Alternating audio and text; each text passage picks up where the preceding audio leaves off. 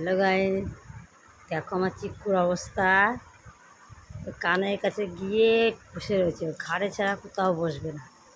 হাতে বসালে টুকটুক করে কান্নার গোড়া চলে যায়। দেখো কেমন করে রয়েছে, মানে কিছুই বোঝে না। বাবরে, দেখো দেখো দেখো অবস্থা দেখো। এই, তুই কিছু বুঝিস না?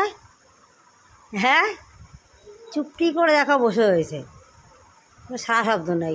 ঘাড় এত প্রিয়। কি রে চিক্কু, কী করছো? দাদার ঘাড়ে কি করছো? বসে আছো? দাদার খালি গায়ে লাগবে না?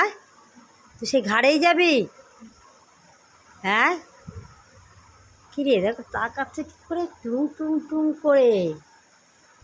বাবা আছো আছো আছো আছো আছো, দেখো আসবে না। আছো আছো আছো, ওর ঘাড় এত প্রিয়, আসবেই না। আছো, ওই আয় আয়। রাগ হচ্ছে, দেখো রাগ হচ্ছে।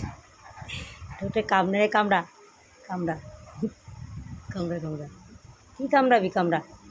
আয় আয়, আসবি না? আসবি না? থাক, তুই ঘাড়ে থাক, থাক। ওই পড়ে গেল, নখে লাগবে তো। সেই ঘাড়ে না, শুনি